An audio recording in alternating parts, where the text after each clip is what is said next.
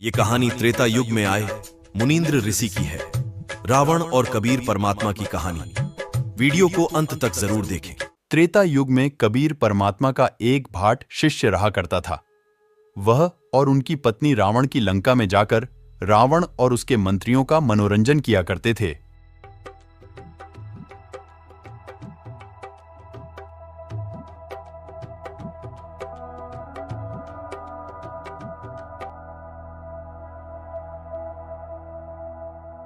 वहीं दूसरी ओर उस भाट की पत्नी मंदोदरी को चुटकुले सुनाया करती थी।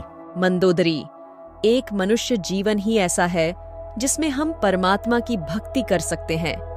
यह मनुष्य जीवन हमें सद्भक्ति करने के लिए प्राप्त हुआ है।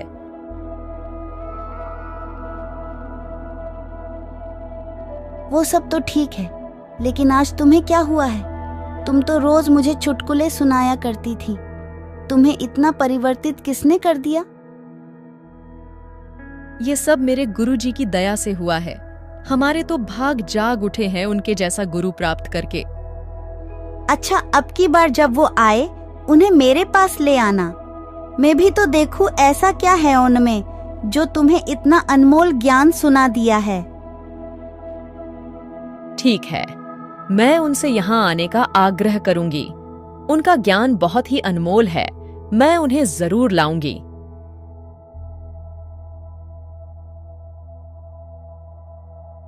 अगले ही दिन वह मुनींद्र ऋषि अर्थात कबीर परमात्मा के पास जाती है और उनसे कहती है, प्रभु, हमारी रानी आपको याद करती है। मैंने आपके द्वारा सुनाया हुआ ज्ञान उनको सुनाया। वो बड़ी प्रभावित हुई और उन्होंने कहा है कि अपने गुरुजी को यहाँ बुला के लाना। बेटी, हम किसी राजा के घर नहीं जाया करते। उनको गरज पड़े तो यहाँ आ जाएगी। साधु संत नहीं जाया करते। रावण जैसे व्यक्ति के घर जब तक वो हमारे विचारों से परिचित नहीं होते। कर्मवती मंदोदरी को सारी बातें कहती है जो मुनींद्र ऋषि जी ने कही थी। रानी, उन्होंने मना कर दिया है आपके यहाँ आने को और कहा है कि साधु संतों को आदेश देकर नहीं बुलाना चाहिए। उनके पास स्वयं जाना चाहिए। और यदि उन्हें बुला भी लिया तो क्या फायदा अगर उन्होंने रजा नहीं बख्शी। ठीक है बहन, मैं उनके पास स्वयं जाऊंगी। अब की बार तुम्हारे गुरुजी आए तो मुझे जरूर बताना। मुनींद्र ऋषि जी फिर से आते हैं। मंदोदरी उनके ज्ञान से बहुत प्रभावित होती है और उनसे नाम दीक्षा ले लेती है। मंदोदरी कहती है, हे गुरुदेव, मेरा पति राम जी की पत्नी को उठाकर ले आया है। आप ही उसे समझा सकते हैं। दया करे दाता। बेटी, रावण जिसकी पत्नी को ले आया है वो कोई आम इंसान नहीं है। वो 3 लोक के भगवान हैं। उससे कहो कि जहां से उन्हें लाया है वही इज्जत से दे भी आए, वरना उसका अंत निकट है। वो अपनी मौत ले आया है। मंदोदरी मुनींद्र जी से कहती है कि वो रावण को समझाए, सब कुछ जानते हुए कि आगे क्या होने वाला है, फिर भी अपनी शिष्य की भगवान में श्रद्धा न टूट जाए। इसीलिए मंदोदरी से कहा कि ठीक है बेटी, मैं जाता हूं, एक दिन और कोशिश करके देखता हूं। मुनींद्र ऋषि अर्थात कबीर परमात्मा रावण की लंका के बाहर आ जाते हैं और कहते हैं, सैनिकों, मुझे अंदर जाने दो। मुझे राजा रावण से एक जरूरी बात करनी है। माफी चाहते हैं महात्मा जी, इस समय किसी को भी अंदर जाने की अनुमति नहीं है। अंदर राजा और उनके मंत्री बातें कर रहे हैं। मुनींद्र जी ने कहा कि वह उनका संदेशा अंदर जाके भेजें कि उनसे एक ऋषि मिलना चाहते हैं। माफ करें महात्मा जी, लेकिन हमारा राजा बहुत क्रोधी व्यक्ति है। अगर इस समय हम अंदर गए तो वह हमारा सर अलग कर देगा। अंदर का संदेशा बाहर आ सकता है, लेकिन बाहर का संदेशा अंदर नहीं आ सकता।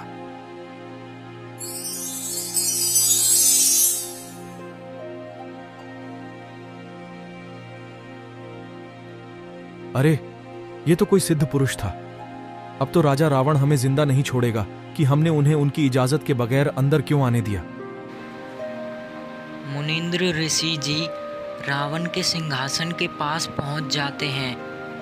उन्हें वहां आता देख रावण बहुत क्रोधित होता है और कहता है, अरे पकड़ो कोई उसे और बुलाओ उन सैनिकों को जिन्होंने इसे अंदर आने दिया है। मैं उनको अभी मृत्यु के घाट उतार देता हूँ। इसमें उन सैनिकों की कोई गलती नहीं है।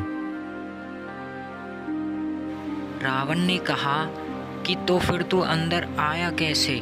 मुनींद्र ऋषि अर्थात कबीर परमात्मा रावण के सामने दोबारा अंतर्ध्यान होते हैं और वापस आ जाते हैं। फिर रावण से कहते हैं कि मैं ऐसे अंदर आया था, उन सैनिकों को कुछ मत करना। रावण बोलता है कि तू वापस चला जा, मुझे तेरी एक भी बात नहीं सुननी। मुनींद्र जी ने कहा कि आज मैं जो बात तुझे बताने वाला हूँ वह तुझे सुननी पड़ेगी। तू जिस स्त्री को यहाँ लेकर आया है वो कोई आम स्त्री नहीं है। जहाँ से उसे लाया है वहीं उसे सम्मान के साथ वापस दे आ। इतना सुनते ही रावण बहुत क्रोधित हो जाता है और अपनी तलवार को लेकर मुनींद्र ऋषि अर्थात कबीर परमात्मा पर वार करता है। मुनींद्र जी एक झाड़ू की सीख को अपने सामने कर देते हैं। उस झाड़ू की सीख में रावण की तलवार ऐसी लग रही थी जैसे किसी लोहे पर वार किया जा रहा हो। ऐसे 70 बार रावण उस सीख पर वार करता है। रावण को पसीने आ जाते हैं पर उस सीख को कुछ भी नहीं होता है। रावण वापस जाकर अपने सिंहासन पर दोबारा से बैठ जाता है और कहता है कि मैं तेरी बात नहीं मानने वाला हूँ, तू जहाँ से आया है वहीं वापस चले जा। इतना सुनते ही मुनींद्र जी दोबारा से अंतर्ध्यान होकर वापस चले जाते हैं। यह सारी घटना विभीषण भी देख रहा था। विभीषण ने भी कबीर परमात्मा से नाम दीक्षा ली हुई थी। वह मंदोदरी के पास आता है और कहता है कि आज तो भाई ने गुरुजी को मार ही दिया होता। रावण बहुत क्रोधित हो गया था। उसने गुरुजी पर तलवार से वार किया और गुरुजी ने एक सीख अपने सामने लगा दी और कहा कि भाई उस सीख को अलग भी नहीं कर पाया। मंदोदरी अपने गुरुजी के पास गई और उनसे कहा कि मैं ही नालायक हूँ जो मैंने आपसे यह सब करने को कहा। मुझे पता था वो ऐसा ही है। अब बेशक वो मर भी जाए, मुझे कोई भी इस बात का दुख नहीं रहेगा। हे गुरुदेव, मुझे माफ़ करे, मैं बड़ी नालायक हूँ जो मैंने आपको ये सब करने को कहा। मैं माफ़ी चाहती हूँ। अब वह मर भी गया तो भी मुझे कोई गम नहीं रहेगा दाता। मंदोदरी रावण को अंतिम बार समझाने के लिए जाती है। मैं आपसे एक और बार विनती करती हूँ, जो बात मेरे गुरुजी ने कही थी उन्हें मान लो। आप भी उनसे नाम दीक्षा लेकर सद्भक्ति करो। आप उनकी उस सीख को भी कुछ नहीं कर पाए। अब तो संभल जाओ। रावण ने कहा कि निश्चय ही वह पहला ऐसा योद्धा था जिसे वह पराजित नहीं कर पाया। रावण ने कहा कि तुम्हें जो भक्ति करनी है तुम वो करो, मैं तुम्हें नहीं रोकूंगा। लेकिन मेरे गुरुजी उनसे भी ज़्यादा समर्थ शक्तिमान है, होगा कोई सिद्ध पुरुष। ये सब बोलकर रावण वहाँ से चला जाता है। दर्शकों, हम सभी को ज्ञात है कि रावण की अंत में कैसी दुर्गति होती है। जो गलती रावण ने की उस गलती को कृपया आप न दोहराएं। आज वर्तमान में मुनींद्र ऋषि जी की तरह संत रामपाल जी महाराज जी भी हमें सतज्ञान से परिचित करवा रहे हैं, लेकिन हम अहंकार वश होकर उनके ज्ञान को स्वीकार नहीं कर रहे हैं। ऐसा इसीलिए है क्योंकि हम उनके ज्ञान को पूरी तरह से नहीं सुनते हैं और उनके आधे अधूरे ज्ञान को सुनकर उन पर उंगलियां उठाने लगते हैं। सर्वप्रथम संत रामपाल जी महाराज जी के सत्संग प्रवचन सुने और उनके द्वारा बताए जा रहे शास्त्र प्रमाणित ज्ञान को स्वीकार करके उनसे नाम दीक्षा लें। संत रामपाल जी महाराज अपनी तरफ से कुछ भी नहीं बोलते हैं, जो शास्त्रों में लिखा हुआ होता है उसे ही बताते हैं। वो स्वयं कबीर परमात्मा के स्वरूप हैं। कबीर साहिब जी, जिन्हें आज तक मात्र कवि कहकर संबोधित किया, वो सर्व भाषाओं के ज्ञाता थे, जिन्होंने वो अमर ज्ञान दिया जिसे आज तक हम खोजते आए, लेकिन हमें ये अनमोल ज्ञान आज तक प्राप्त नहीं हुआ, क्योंकि ये अद्वितीय ज्ञान इतना गूढ़ है जिसकी गहराई कोई तत्वदर्शी संत ही माप सकता है।